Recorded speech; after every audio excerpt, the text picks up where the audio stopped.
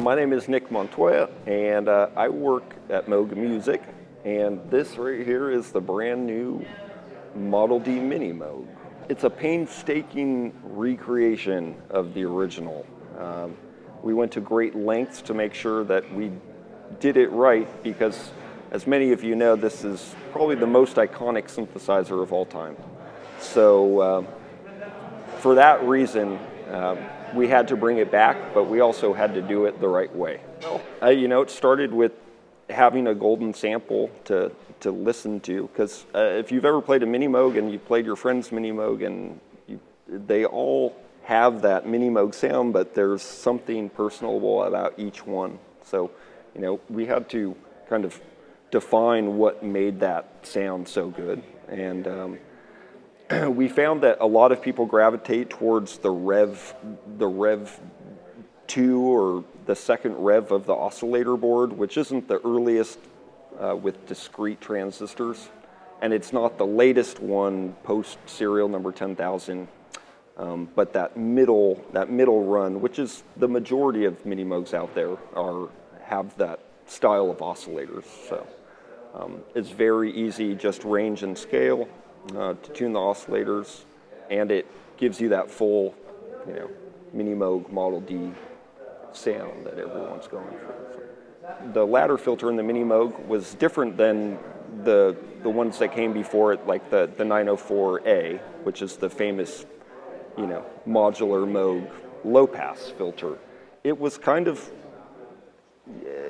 each Moog filter has got kind of a certain characteristic from it, from a Prodigy to a Rogue to a Minimoog. They all sound a little different, but all have that Bob Moog feeling.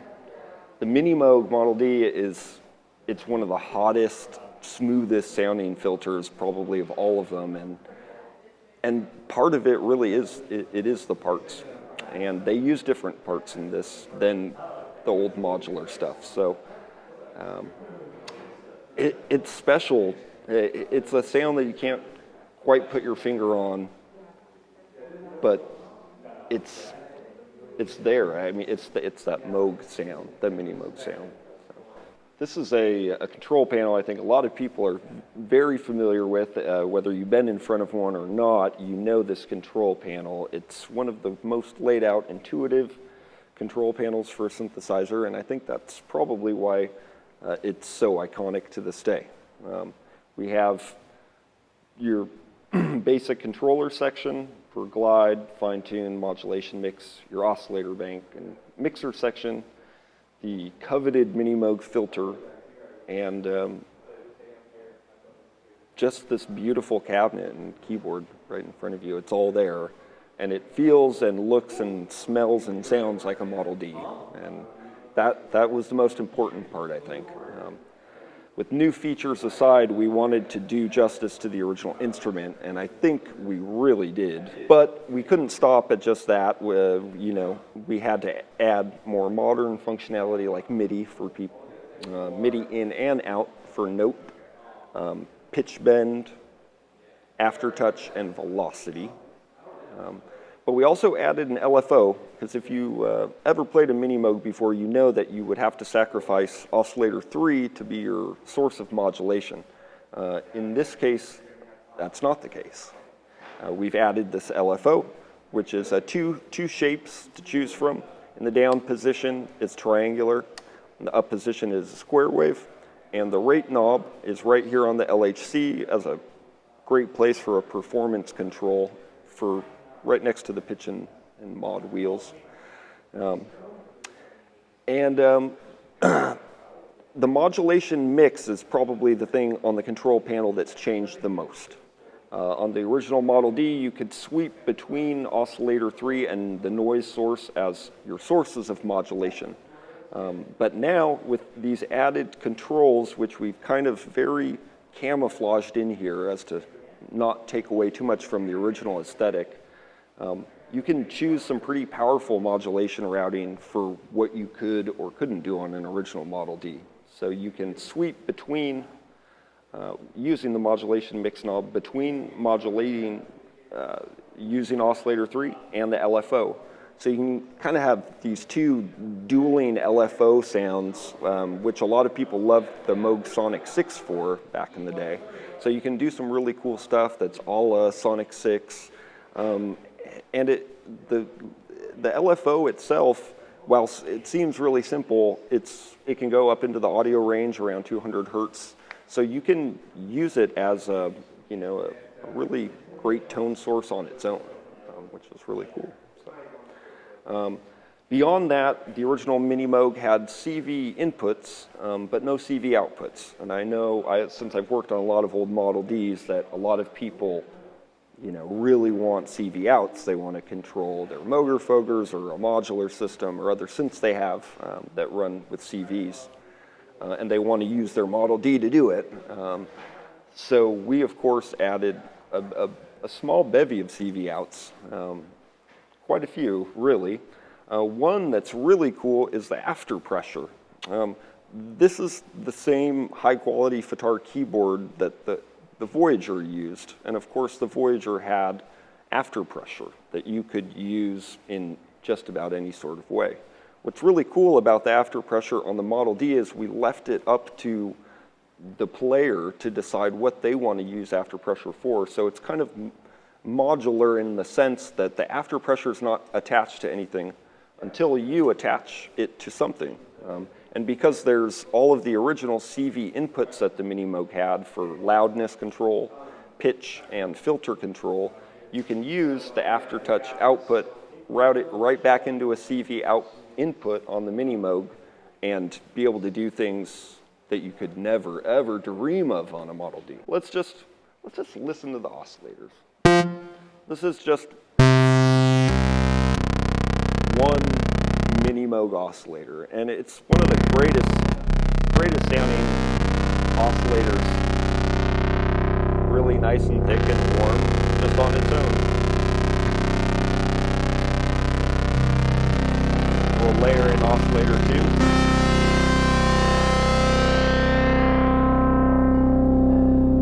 That rich rolling sound, it's classic. You can't pin that sound on anything but on Minimoog Model D.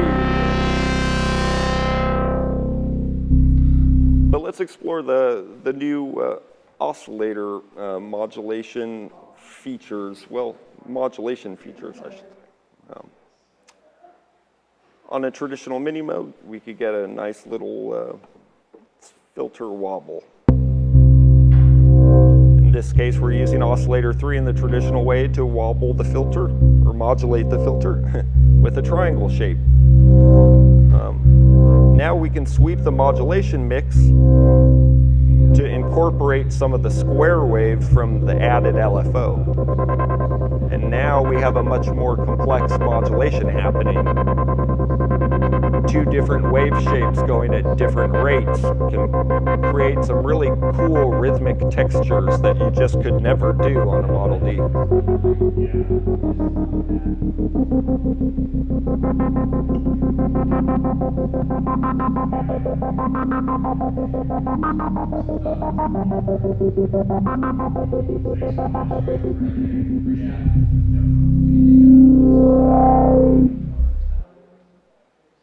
Classic white and pink noise source. These going.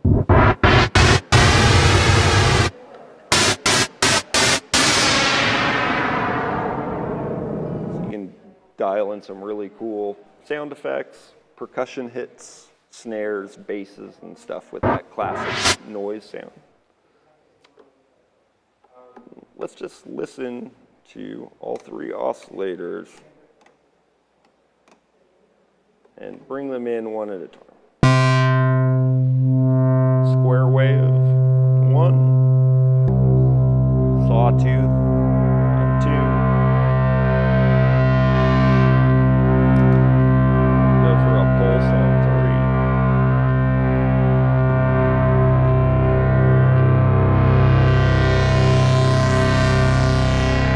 And all 3 together is such a rich, warm sound. And on an original Model D, you could never use all 3 3 of those in that manner and have any sort of modulation. So to be able to modulate the filter now with all 3 oscillators going it's great. And you can go all the way up into the audio range.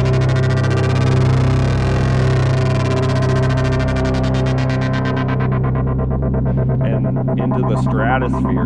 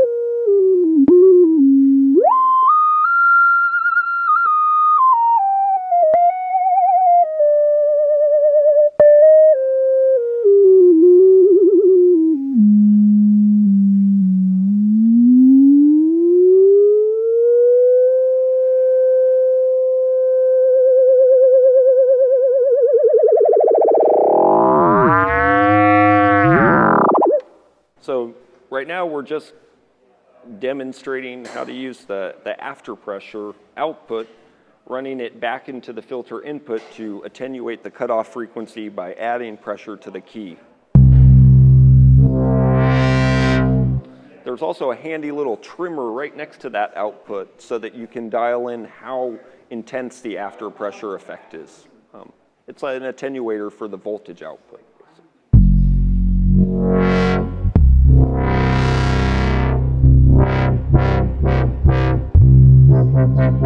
Which is kind of cool to be able to just sweep the filter with one key press.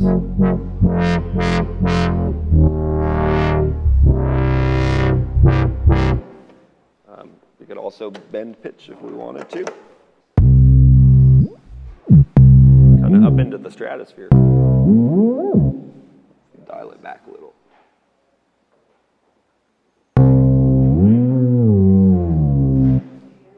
So you can do subtle pitch bend without having to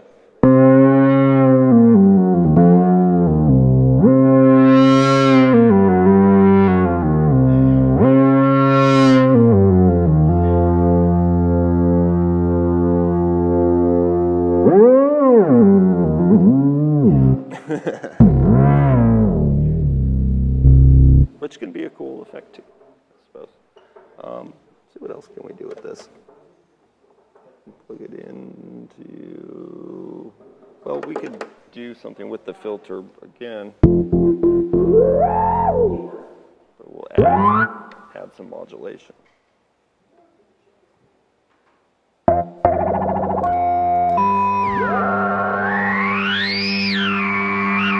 So we get the filter going a little crazy and use after pressure to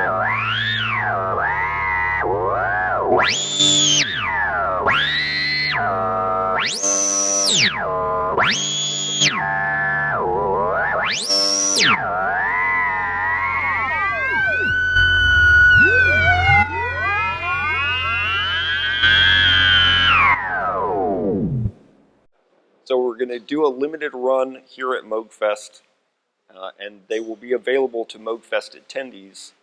Beyond that, going into the future, it's unsure how many we'll be able to make. So that is still yet to be determined.